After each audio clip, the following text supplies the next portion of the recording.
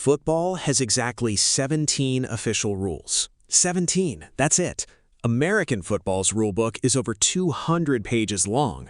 So how does a sport with way fewer rules end up looking so confusing to people who've never watched it?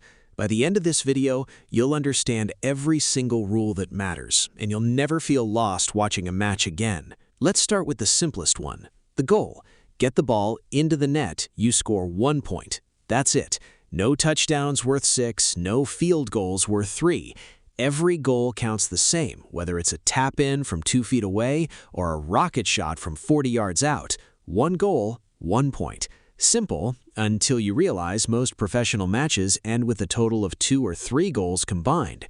Compare that to basketball, where teams hit 100 points a game. Football is a sport built around scarcity. Every single goal matters enormously because there are so few of them. Next, the offside rule. This is the one that confuses almost everyone, so let's make it dead simple. When a teammate passes you the ball, you cannot be standing closer to the opponent's goal than both the ball and the second-to-last defender, usually the last defender besides the goalkeeper. If you are, the play stops. Why does this rule exist? Without it, attackers could just stand next to the goalkeeper the entire match, waiting for a long pass, scoring constantly. The offside rule forces players to actually build attacks instead of camping near the goal. Here's the twist. This rule only applies the moment the ball is passed, not when you receive it. So a player can run onside, receive the ball, and it's completely legal, even if a defender couldn't catch up in time.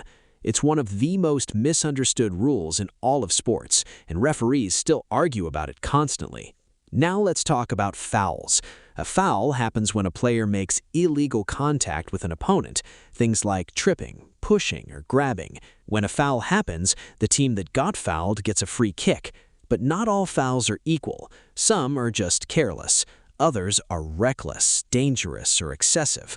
The punishment scales with how dangerous the foul actually was. This brings us to cards. A yellow card means a warning. It's serious, but the player stays on the field.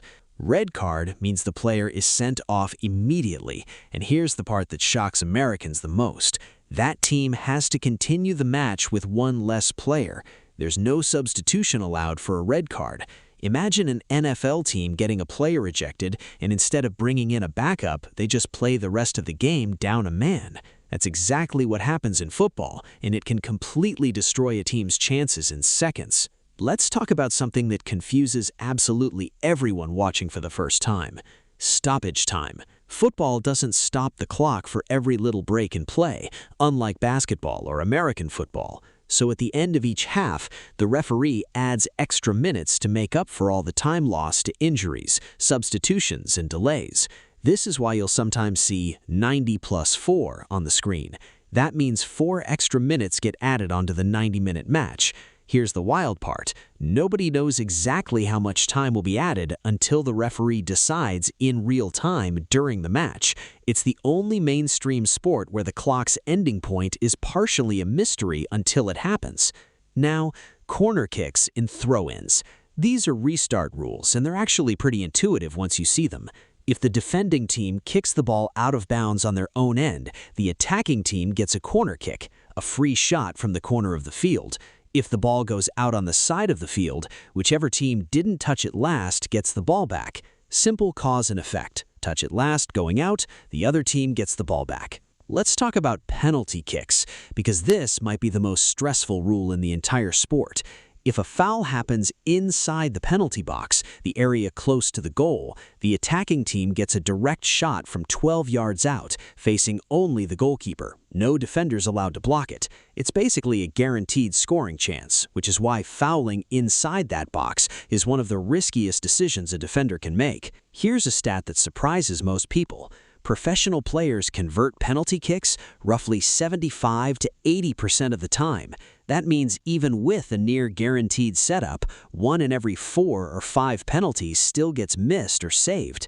The psychological pressure in that 12-yard walk is unbelievably intense. Now let's cover handball. Simple version, players other than the goalkeeper cannot deliberately touch the ball with their hands or arms. Accidental contact is usually fine. Deliberate contact is a foul. This single rule is why football looks so different from basketball or American football. The entire sport is built around controlling a ball using everything except the part of your body that would make it the easiest. Substitutions work differently too. In most competitions, teams get 5 substitutions per match, but here's the catch. Once a player comes off, they cannot come back on. Unlike basketball, where players rotate in and out constantly, a football substitution is permanent. Coaches have to be strategic because every substitution is a decision they can't undo. Let's bring this all together. Football has so few rules, but each one creates massive consequences. One offside call cancels a goal completely. One red card cripples an entire team. One penalty kick can decide a match. One stoppage time minute can change history. It's a sport where simplicity creates intensity, not the other way around. Here's the one thing to remember. Every football rule exists to create fairness, but also chaos on purpose. That tension between structure and unpredictability is exactly why the World Cup grips 2 billion people every 4 years. If this finally made football's rules make sense, subscribe, because we're breaking down everything else you need to know before the 2026 World Cup kicks off.